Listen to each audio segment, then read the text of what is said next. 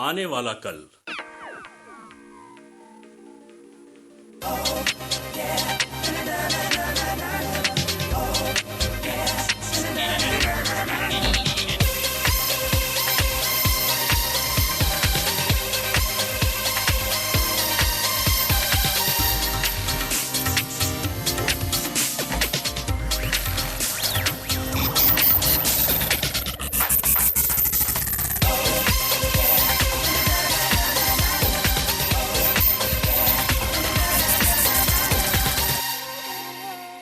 प्रस्तुत है आकाशवाणी और विज्ञान प्रसार के संयुक्त प्रयास से तैयार आर्टिफिशियल इंटेलिजेंस के विविध आयामों पर आधारित विज्ञान धारावाहिक आने वाला कल की 16वीं कड़ी, बबलू का रोबोट। अले अले अले अले अले अले अले मेरा प्याला बच्चा, अरे रो नहीं गुड्डू, मम्मी जल्दी आने वाली है। मेला प्याला गुड्डू, मेला भोला गुड्डू। पापा जी, आप गुड्डू को यहाँ क्यों लेकर आ गए? अभी मैं अपना काम कर रहा हूँ। क्या करूं बबलू, गुड्डू तो चुप होने का नाम ही नहीं ले रहा है। लगता है अनामिका के वापस आने तक ऐसे ही रोता रहेगा। ओहो, इसकी मम्मी कहाँ चली गई अभी? मेरा मतलब दीदी कहाँ है? वो तो अपना एडमिट कार्ड लेने गई है। अगले सोमवार से उसके एमएससी के एग्जाम भी शुरू होने वाले हैं। पापा जी, आपसे ये चुप नहीं हो सकेगा। आप गुड्डू को मम्मी के पास लेकर जाइए, वो ही इसे चुप करा सकती हैं। लेकिन रसोई में तो अभी काफी काम बिखरा है, खाना कैसे बनेगा? हाँ, ये तो है। मुझे तो लगा था कि आप स्कूल चले गए होंगे। आज तो आपको स्कूल में टीचर्स की एक मीटिंग में भी जाना था ना? हाँ, मीटिंग में जाना तो था। दरअसल छुट्टियों में हर हफ्ते हम लोग स्कूल के पाठ्यक्रम पर बातचीत करते हैं, लेकिन मैंने सोचा कि गुड्डू की देखभाल के लिए घर पर ही रह लेता हूँ। लेकिन पापा जी, इसी तरह चिल्ला चिल्ला कर रोता रहा ना, तो फिर मैं अपना काम कैसे कर पाऊंगा? लेकिन तुम आखिर ऐसा क्या कर रहे हो जो इतना ज्यादा परेशान है? पापा जी, आपको तो मालूम ही है, मैं अपने रोबोट को फिनिशिंग टच दे रहा हूँ। टैग फेयर शुरू होने वाला है, सिर्फ 3 दिन बचे हैं अब। ओह मुझे तो लगा कि तुमने सब कुछ कर लिया होगा। अब इसमें कुछ और जोड़ रहे हो क्या? हाँ, इसमें बाहर की ओर सुरक्षा के लिए एक परत और लगानी है। टैग फेयर में दूसरे रोबोट्स के साथ मुकाबले में तो खूब गिरना पटकना होता है। मैं इसे एक नर्म पॉलीमर से पूरी तरह से कवर कर लूंगा, जिससे ये झटकों को सहन कर सके। अच्छा, तो ये टैग फेयर में दूसरे रोबोट से मुकाबला भी करेगा? जी। मैं तो सोच रहा था ये कहीं पर खड़ा होकर अपनी हरकतों से लोगों को लुभाने की कोशिश करेगा। क्या पापा जी, वहां तो और भी बहुत कुछ मजेदार होने वाला है। वहां रोबोट्स के बीच एक मुकाबला होगा, जिसमें वो किसी खास रंग की बॉल को एक छेद में डालने की कोशिश करेंगे। आइडिया, एक शानदार आइडिया है। वो क्या? ऐसा करो, तुम इस रोबोट का एक डेमो दिखा दो। शायद रोबोट को देखकर ही गुड्डू को शांत हो जाए। क्यों, ठीक रहेगा ना? मुझे भी रोबोट की हरकत देखने का मौका मिल जाएगा। आप भी देखना चाहते हैं पापा जी? हाँ। तो एक मिनट रुकिए। इधर ये किसी गाड़ी की तरह दिख रहा है ना आपको? लेकिन पहले तो लोग सोचते थे कि रोबोट भी किसी इंसान की तरह ही दिखता होगा, 4 हाथ पैरों वाला। हाँ, बाजार में रोबोट के नाम पर ऐसे कई खिलौने मिल जाते हैं जो इंसानों की तरह ही दिखते हैं। वो खिलौने रोबोट ज्यादा कुछ हरकत तो नहीं करते, लेकिन छोटे बच्चों को बहुत पसंद आते हैं। मैंने अपने साथ के एक टीचर के घर पर भी ऐसा ही रोबोट देखा था, जो कुछ सवालों के जवाब भी दे रहा था। लेकिन अभी उसको छोड़ और अपना खेल शुरू करो। देखो जरा, गुड्डू ने तो रो रो कर आसमान सिर पर उठा लिया है। अरे गुड्डू, चुप हो जाओ, मुझे अपना रोबोट पूरा करना है। अरे देखो गुड्डू, देखो ये कैसे घूम रहा है। ये देखो, अब ये इस बॉल को उठाएगा। देखो देखो देखो कैसे उठाएगा। हाँ, और ये देखो। बबलू, रिमोट को जरा ढंग से पकड़ो, काफी नाजुक लग रहा है। तुम्हें इसके बटन बहुत सावधानी से दबाने चाहिए। ठीक है पापा जी, लेकिन यहाँ अब भी एक दिक्कत है। क्या? रोबोट सभी और आसानी से घूम रहा है, लेकिन जब इसे दाईं ओर मोड़ते हैं तो मुश्किल आ रही है। लेकिन इसने हमारी तो एक मुश्किल दूर कर दी। वो क्या? देखो, गुड्डू ने रोना बंद कर दिया है। लगता है उसे ये रोबोट बहुत पसंद आ गया है। अच्छा, मेरा रोबोट बस इसी काम का रह गया है क्या? अरे नहीं नहीं नहीं, मेरा वो मतलब नहीं था। लेकिन तुम्हें इस दिक्कत को तो दूर करना ही होगा। मुझे लग रहा है कि कहीं रोबोट के सामने वाले व्हील के डिजाइन में ही कोई गड़बड़ी तो नहीं। उस पर तो मैं भी कुछ नहीं कह सकता पापा जी। मुझे तो बाजार में जो कुछ मिल सका वही लगाया है। वैसे तो ऑनलाइन खरीदारी करके विदेश से भी रोबोट के ढांचे को मंगाया जा सकता है, लेकिन वो 8-10 गुना ज्यादा महंगा होता है। हाँ, ये तो सही बात है। लेकिन बबलू, क्या तुम्हें पता है कि इसमें एआई यानी आर्टिफिशियल इंटेलिजेंस काफी मददगार हो सकता है? क्या कहा? एआई? पापा जी, इस मामूली से रोबोट में आर्टिफिशियल इंटेलिजेंस की तो कल्पना भी मुश्किल है। एआई भला इसमें कैसे काम करेगी? वैसे सच कहूं तो मुझे ना इस बारे में ज्यादा जानकारी भी नहीं है। बबलू, ये तो तुम्हें मालूम ही है कि तुम्हारी दीदी को भी एआई में काफी दिलचस्पी है। जी। उसका इरादा भी एआई में रिसर्च करने का ही था। मुझे ठीक ठीक तो याद नहीं, लेकिन अनामिका के एक प्रोफेसर ने उसे एक रिसर्च सेंटर को लेकर भरोसा भी दिलाया था। अच्छा, मुझे तो ये बिल्कुल भी मालूम नहीं है। फिर क्या हुआ? देखो बबलू, हमेशा सब कुछ हमारे हिसाब से तो होता नहीं। रितेश और अनामिका एक दूसरे से प्यार करते थे और उनका इरादा था कि पढ़ाई पूरी करने के बाद ही वो शादी करेंगे। ओह। इसी दौरान रितेश की माताजी बीमार पड़ गई और डॉक्टर ने कह दिया कि अब वो कुछ ही दिनों की मेहमान है। ओहो। दरअसल रितेश की माताजी की ख्वाहिश थी कि वो अनामिका को अपनी बहू के रूप में देख लें। ऐसे में हमको भी जल्दी में शादी करनी पड़ी। तब तक अनु एमएससी फर्स्ट ईयर की पढ़ाई कर चुकी थी। ओह। क्या जी, बबलू को ये सब बताने की क्या जरूरत है? आप भी बस कुछ समझते ही नहीं। मम्मी, अब मैं भी बड़ा हो गया हूँ। आप लोग मुझे हमेशा छोटा ही समझते रहते हैं। आज तक तो आपने मुझे ये सब कभी नहीं बताया। ओहो, जैसा बाप वैसा बेटा। देखो, आप दोनों ने ध्यान ही नहीं दिया। देखो, गुड्डू भी सो गया है। अरे हाँ। ला, गुड्डू को मेरे गोद में दे दो। जी। जरा ध्यान से। अरे अरे गुड्डू गुड्डू। हाँ हाँ हाँ, मुझे ना सिखाओ कि बच्चों को कैसे पकड़ते हैं। इन दोनों बच्चों को मैंने ही पाल पोस के इतना बड़ा किया है जी। ठीक है भगवान, तुम जीती और मैं हारा। अब खुश? बबलू जी।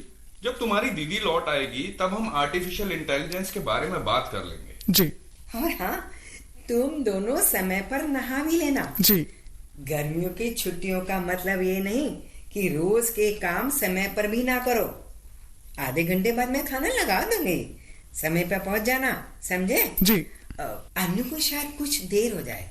जब वो लौटेगी तो मैं झटपट कुछ बना लूंगी। अरे मम्मी, जोर से मत बोलिए, गुड्डू उठ जाएगा। अच्छा अच्छा, ठीक है, लेकिन तुम अभी नहाने को निकलो।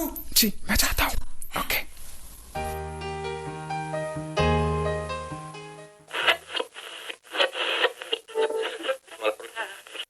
अब कुछ समाचार टेक्नोलॉजी की दुनिया से। जर्मनी में कार बनाने वाली एक मशहूर कंपनी और प्रमुख ग्राफिक्स चिप निर्माता कंपनी ने नई अत्याधुनिक कारों के निर्माण के लिए हाथ मिलाया है। ऑटोमोबाइल कंपनी के प्रवक्ता के मुताबिक इस करार के बाद अनूठी ऑटोनोमस कारों का निर्माण किया जा सकेगा। इन कारों में आर्टिफिशियल इंटेलिजेंस का इस्तेमाल होगा और ये कारें रोड पर दौड़ने के लिए ड्राइवर की मोहताज नहीं रहेंगी। कंपनी को उम्मीद है कि 3 वर्षों में ये परियोजना पूरी हो जाएगी। आज के लिए समाचारों में इतना ही। पापा जी, आपको तो मालूम ही है ना, मैं तो इसी पर रिसर्च करने वाली थी। ऑटोमोबाइल में एआई को लेकर? लेकिन दीदी, तुम्हारा विषय तो फिजिक्स है ना? मुझे लगा कि। हाँ, क्या लगा? तुम्हें तो लगता है कि सिर्फ इंजीनियर ही आर्टिफिशियल इंटेलिजेंस पर रिसर्च कर सकते हैं, जबकि आज के दौर में ऐसी कोई बंदिश नहीं। अपने विषय से जुड़े दूसरे मुद्दों पर भी हम आसानी से काम कर सकते हैं, समझे? अब इतने सालों के बाद तुम्हारी एमएससी पूरी होगी तो क्या अब भी तुम्हें ऐसे मौके मिल सकते हैं? कुछ ज्यादा कोशिश करनी पड़ेगी और क्या। लेकिन मुझे यकीन है कि देर सवेर अनु अपने सपनों को साकार करेगी। देखो बबलू, ऑटोमोबाइल में आर्टिफिशियल इंटेलिजेंस ज्यादा मुश्किल बात नहीं है। बस मशीनों को सिर्फ यही तो सिखाना है कि सड़क सुरक्षा के नियमों को कैसे समझा जाए। कार में मौजूद कंप्यूटर का एल्गोरिदम कुछ इस तरह लिखना होगा कि वो रोड सुरक्षा की बातों को समझ ले, जैसे कि ट्रैफिक लाइट या फिर साइन पोस्ट पर होता है। एल्गोरिदम? ये क्या बला है दीदी? लग रहा है जैसे कि किसी ने अलजेब्रा और रिदम को एक साथ मिलाकर लिख दिया हो। नहीं, मैं बताती हूँ। एल्गोरिदम दरअसल किसी भी कंप्यूटर प्रोग्राम का आधार है। इसे ऐसे समझ सकते हैं कि यह लगातार हिसाब लगाने की एक तरकीब है। डिजिटल कामकाज का काफी दारोमदार एल्गोरिदम पर ही है। अगर हम सही अंदाज में एल्गोरिदम तैयार कर सके तो कंप्यूटर भी उतनी ही आसानी से निर्देशों को समझ सकता है और सीख भी सकता है। ओह, शायद तुम्हारा मतलब मशीन लर्निंग से है। इसका जिक्र डोनाल्ड हैब ने सन 1949 में अपनी मशहूर किताब द ऑर्गेनाइजेशन ऑफ बिहेवियर में किया था। अच्छा, मतलब मशीन का व्यवहार। अब मैं अपनी मशीन को डांट भी सकता हूँ कि ज्यादा बदतमीजी मत करो, तमीज में रहो। अरे मशीनें तो हमारे गुड्डू की तरह हैं। क्या कहा? गुड्डू की तरह? अन्नू, कैसे बातें कर रही हो? कहाँ ये बेहुदी मशीनें और कहाँ हमारा प्यारा सा गुड्डू? अरे मम्मी मैं तो सिर्फ दोनों की समझ के हिसाब से ये बात कह रही थी। जैसे जैसे गुड्डू ज्यादा चीजों को देखेगा, सीखेगा, वो और भी ज्यादा बुद्धिमान होता चला जाएगा। हाँ, ये तो खुद ब खुद हो जाएगा। तुम्हें इसके लिए चिंता करने की जरूरत नहीं है अन्नू। मम्मी आप ठीक कह रही हैं, लेकिन मशीनों में ऐसा खुद ब खुद नहीं होता है। मशीनों को सिखाने के लिए कुछ अलग से इंतजाम भी करने पड़ते हैं। दूरबा, तुम भूल गई क्या? जब तुम मोबाइल फोन में वॉइस रिकॉग्निशन सिस्टम यानी आवाज पहचानने वाला ऐप देख रही थी, तो फोन ने तुमसे क्या क्या पूछा था? नहीं तो मैं तो सचमुच भूल ही गई। क्या पूछा था? तब तुमसे कुछ शब्दों का उच्चारण करने के लिए कहा गया था, जिससे कि फोन के अंदर मौजूद प्रोग्राम उच्चारण करने के लिए तुम्हारे तरीकों को समझ लें और अपनी याददाश्त में जमा लें। हाँ, हाँ, हाँ, याद आ गया। लेकिन तुम्हें तो मालूम ही है ना, मैं पिछले कुछ समय से वो प्रोग्राम का इस्तेमाल ही नहीं कर रही हूँ। इससे कोई फर्क नहीं पड़ता दूरबा। हाल फिलहाल में आपके उच्चारण करने का अंदाज तो बदला नहीं है। ऐसे में प्रोग्राम भी पहले की तरह जवाब दे देगा। अरे वाह, ये तो बहुत मजेदार है। मजेदार तो है मम्मी, लेकिन सब कुछ इतना आसान भी नहीं। मशीनें इंसानों की तरह तो है ही नहीं कि जिनको भूलने की बीमारी हो। एक बार अगर आपने शब्द, आवाज या दृश्यों के जरिए जानकारी दे दी तो वो इनकी मेमोरी में स्टोर हो जाती है। इंसान और मशीनों में यह एक बड़ा अंतर है। अच्छा अच्छा। हेलो, हाँ रितेश, हाँ मैं एकदम ठीक हूँ। हाँ गुड्डू भी अच्छा है। हाँ मेरा एडमिट कार्ड भी आ गया आज। क्या? हेलो रितेश, आपकी आवाज साफ नहीं आ रही है। हाँ अभी आ रही है। हाँ बोलो। मेरे एग्जाम अगले सोमवार से शुरू हो जाएंगे। और आपका ऑफिस कैसा चल रहा है? ये अच्छी बात नहीं है रितेश, खाना तो कम से कम समय पर खा लिया करो। क्या कह रहे हो? होटल से? रितेश, रोज रोज होटल का मसालेदार खाना सही नहीं है, समझे? घर पे कुछ ठीक ठाक सा बना लिया करो। अच्छा चलो ठीक है, अपना ख्याल रखना। गुड्डू रो रहा है। चलो ठीक है, बाय। नितेश भी बस खुद को हमेशा काम में ही झोंके रखता। मम्मी, ये तो आज की भागदौड़ भरी जिंदगी की हकीकत ही है। अगर ऐसा न करे तो फिर लापरवाह होने का बिल्ला लग जाता है, जो किसी को भी अच्छा नहीं लगता। वैसे कभी कभी तो ये सब बड़ा अजीब लगता है। सालों साल तक एक सी दिनचर्या, ओवर टाइम और खाने की भी फुर्सत नहीं। पापा जी, एक बार तो रितेश को मनोवैज्ञानिक मशवरे की भी जरूरत लगी और उन्होंने इसके लिए एक प्रोग्राम भी डाउनलोड किया था। क्या कहा? कंप्यूटर प्रोग्राम की मदद से मशवरा? बाप रे, कैसा जमाना आ गया है। अरे मम्मी, पूरी बात तो सुन लीजिए आप। हमेशा ही सब कुछ तो बदलता रहता है और यही तो इस दुनिया का नियम है। जी।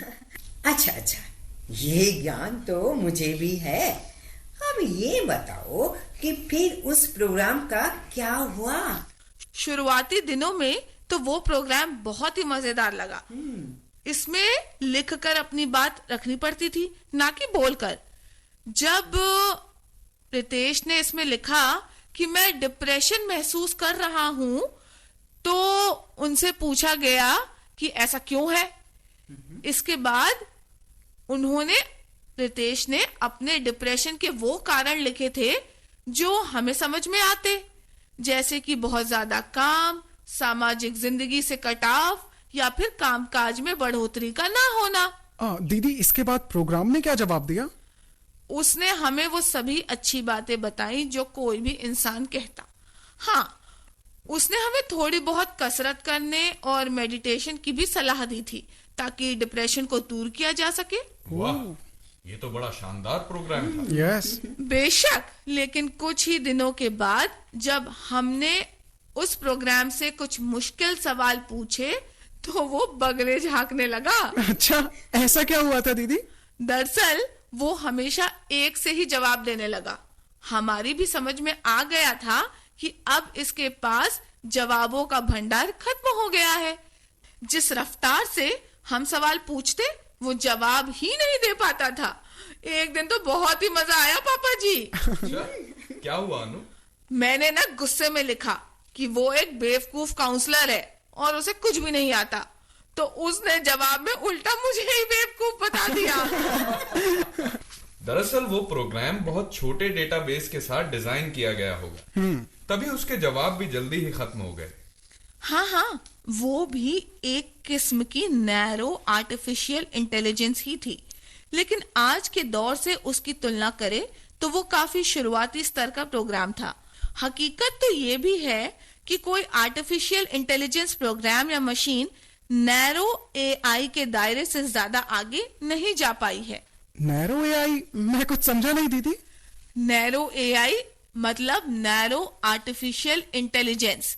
यह एक तयशुदा दायरे में ही काम करते हैं, भले ही वो हमें बहुत बेहतर नजर आती हो, जैसे कि गूगल असिस्टेंट, गूगल ट्रांसलेट, सीरी और दूसरे language processing tool narrow artificial intelligence के ही उदाहरण है। ओह, बबलू, कुछ समझ में आया तुम्हारे?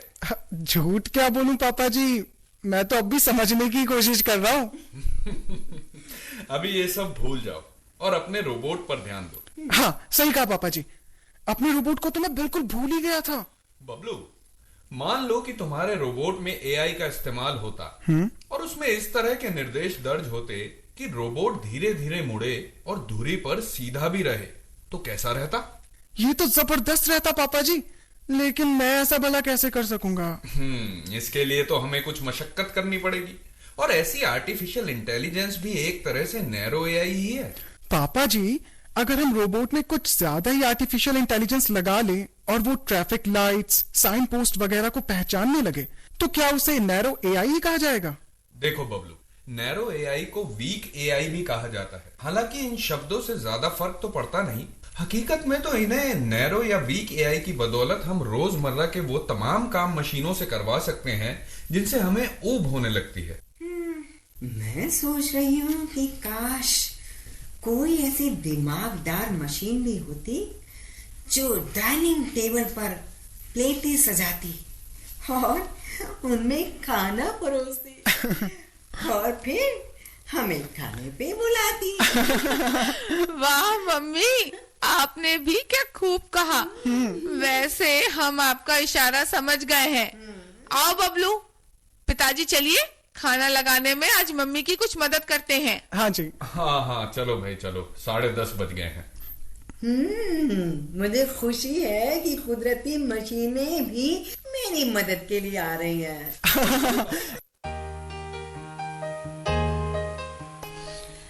क्या ऐसे रोबोट्स का इस्तेमाल चट्टानी या पहाड़ी इलाकों में भी हो सकता है? देखिए मैम, मेरे रोबोट की क्षमता ज्यादा तो नहीं है, लेकिन कुछ फेर बदल करके इसे पहाड़ी इलाकों में भी चलने लायक बनाया जा सकता है। किस तरह के फेरबदल की बात कर रहे हैं आप? सर, सबसे पहले तो इसके ढांचे में बदलाव करके इसे और मजबूत बनाना होगा, और फिर क्या? मुझे लगता है कि हमें एआई की मदद भी लेनी होगी। तुम्हारा मतलब आर्टिफिशियल इंटेलिजेंस से है? जी हाँ, उबड़ खाबड़ रास्तों पर रोबोट तभी बेहतर तरीके से चल सकता है जबकि वो खुद ही फैसला करने की ताकत रखता हो, और ऐसा सिर्फ एआई से ही संभव है। शाबाश बेटा, मैं एक कॉलेज में टेलीकम्युनिकेशन इंजीनियरिंग का प्रोफेसर हूँ। तुमने अपने जवाब से मेरा दिल जीत लिया। लेकिन जरा ये बताओ कि इसमें तुम किस तरह की एआई का इस्तेमाल करोगे? सर मुझे इसके बारे में ज्यादा जानकारी नहीं है, लेकिन मेरी दीदी बता रही थी कि शायद नैरो या वीक एआई का इस्तेमाल करना होगा। तुम्हारी दीदी भी आर्टिफिशियल इंटेलिजेंस के फील्ड में? नहीं सर, दरअसल वो यही है। दीदी दीदी आ रही हूँ बबलू, आ रही हूँ। क्या हो गया बबलू, कोई दिक्कत है क्या? दीदी प्रणाम सर, आप यहाँ कैसे सर? अरे अनामिका, ये आपका भाई है? जी सर। बबलू, आप हैं प्रोफेसर दीक्षित, एआई यानी आर्टिफिशियल इंटेलिजेंस के बहुत बड़े जानकार। बीएससी के दौरान मुझे इनके साथ एक प्रोजेक्ट में काम करने का मौका मिला था। अरे वो तो छोटी सी झलक थी एआई की। तब हमने एल्गोरिदम से ही सिर्फ परिचय किया था और सामान्य सेंसर का इस्तेमाल किया था। सर मुझे तो उसी से एक हौसला मिला था कुछ नया सीखने का, तभी से एआई में दिलचस्पी बनी हुई है मेरी। अब मेरी समझ में आ गया कि बबलू ने अपनी दीदी का जिक्र क्यों किया था। मुझे खुशी है कि तुम्हारी संगत का अच्छा असर दिखाई दिया है भाई पर। Thank you sir. सब आपका ही आशीर्वाद है सर। मैंने सुना था कि तुम्हारी शादी हो गई है, अभी कुछ दिन यहीं पर हो ना? जी सर, मैंने अपनी पढ़ाई फिर से शुरू कर दी है। अगले हफ्ते से एमएससी फाइनल ईयर के एग्जाम भी शुरू हो रहे हैं मेरे। बहुत बढ़िया, ये तुमने अच्छा किया। परीक्षाओं के बाद भी अगर तुम यहीं हो तो फिर किसी दिन मेरी लैब में आना, तुम्हें बहुत शानदार चीजें दिखाऊंगा। जी जरूर सर। सर क्या मैं भी आ सकता हूँ दीदी के साथ? बिल्कुल नहीं। अरे मजाक कर रहा हूँ, तुम भी आओ, दीदी को भी साथ देके आओ। Thank you sir. सर आप नैरो एआई भी दिखाएंगे वहां पर? अरे हाँ भाई, नैरो एआई का ठीक उलट है जनरल एआई। हालांकि दुनिया की कोई भी मशीन अभी उस स्तर पर नहीं पहुंच सकी है। मैं तुमको एक ऐसा प्रोग्राम दिखाऊंगा जो कि शतरंज खेल सकता है, और वो भी बहुत बेहतरीन अंदाज में। लेकिन सर मुझे तो शतरंज खेलना आता ही नहीं। हाँ तो वो भी परेशान होने की कोई बात नहीं है। हमारे कॉलेज में कुछ बच्चे हैं जो बहुत शानदार शतरंज खेलते हैं। उनमें से तो एक जूनियर स्टेट चैंपियन भी है। तुम वहां बैठकर देख सकती हो कि इंसानी चालों का जवाब वो कंप्यूटर प्रोग्राम किस तरह से देता है। वाह सर, मैंने एक बार टीवी में देखा था, तब विश्वनाथन आनंद का मुकाबला कंप्यूटर के साथ हुआ था। हाँ बेटे, काफी पहले डीप ब्लू नाम के कंप्यूटर प्रोग्राम ने गैरी कास्परोव को मात दी थी, और रिबेल ने विश्वनाथन आनंद को हरा दिया था। अच्छा, ये 90 के दशक की बात है। तब तो तुम्हारा जन्म भी नहीं हुआ था। जी सर, ऐसे ही कंप्यूटर आपकी लैब में भी है क्या? अरे भाई, हमारे कंप्यूटर तो उस दौर के कंप्यूटर्स के मुकाबले कहीं ज्यादा ताकतवर हैं। वाह। अब तो मशीनों में डीप लर्निंग के कॉन्सेप्ट पर भी बात हो रही है। जब तुम लैब में आओगे तब हम इस पर ज्यादा बात करेंगे। अनामिका। जी सर। अपने भाई को साथ में लाना मत भूलना, वो काफी होशियार है। Thank you sir. हाँ सर, है तो होशियार, कुदरती होशियार। मेरी मम्मी भी ऐसा ही कहती है। हाँ दीदी, आप भी। चलो ठीक है, चलते हैं। Okay sir, thank you sir. Bye sir. Bye sir. आने वाला कल अभी आप आकाशवाणी और विज्ञान प्रसार के संयुक्त प्रयास से तैयार आर्टिफिशियल इंटेलिजेंस पर आधारित विज्ञान धारावाहिक आने वाला कल की 16वीं कड़ी बबलू का रोबोट सुन रहे थे। आलेख था डॉक्टर मानस प्रतिम दास का, हिंदी अनुवाद श्रीनिवास ओली का था, संकल्पना और समन्वय डॉक्टर नकुल पराशर और डॉक्टर वीरेंद्र कुमार त्यागी, निर्माण पंकजपति पाठक और निर्माण सहायक सैयद मुनीस हैदर रिजवी। भाग लेने वाले कलाकार थे ऋषि उनियाल, नितिन गुप्ता, मेघा शुक्ल, नीरू अग्रवाल, उमेश दीक्षित, हिम्मत सिंह नेगी और उर्मिला चंदोलिया। दोस्तों अभी जाइए नहीं, अब समय है आपसे किए जाने वाले प्रश्नों का। जुड़े रहे हमारे साथ। हम आपसे 2 प्रश्न पूछेंगे। सही उत्तर भेजने वाले श्रोताओं को लकी ड्रॉ द्वारा निकाले गए परिणामों के आधार पर विज्ञान प्रसार द्वारा आकर्षक पुरस्कार दिया जाएगा। हमारा आज का पहला प्रश्न है, एआई ऑटोनोमस कारों का क्या अर्थ है, उनके क्या क्या लाभ हो सकते हैं। और दूसरा प्रश्न है, इन कारों का कार्य करने का क्या सिद्धांत है। हमारा पता है विज्ञान धारावाहिक आने वाला कल, विज्ञान प्रसार, A50 institutional area, sector 62, Noida, pin code 201309। आप अपने उत्तर हमें ईमेल द्वारा भी भेज सकते हैं। हमारा ईमेल आईडी है radio@vigyanprasar.gov.in। और हाँ, यदि आपके पास कोई ऐसा प्रश्न है जो आप हमसे पूछना चाहें और अगर उसको हम अपने कार्यक्रम में शामिल करेंगे तो भी आपको विज्ञान प्रसार की ओर से पुरस्कार दिया जाएगा। श्रोताओं, हमें इंतजार रहेगा आपके पत्रों का। जवाबों के साथ अपना पूरा नाम और पता अवश्य लिखें। धारावाहिक आने वाला कल की अगली कड़ी आप सुन सकेंगे अगले सप्ताह इसी दिन और इसी समय। नमस्कार।